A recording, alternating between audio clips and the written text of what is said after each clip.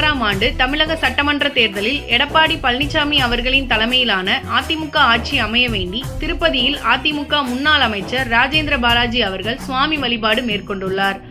அதிமுக முன்னாள் அமைச்சரும் விருதுநகர் மேற்கு மாவட்ட அதிமுக கழக செயலாளருமான ராஜேந்திர பாலாஜி அவர்கள் ஆன்மீகத்தின் மீது அதிக ஈடுபாடு கொண்டவர். இதனால் அவர் அவ்வப்போது பல்வேறு கோயில்களுக்கு சென்று சுவாமி தரிசனம் மேற்கொண்டு வருகிறார்.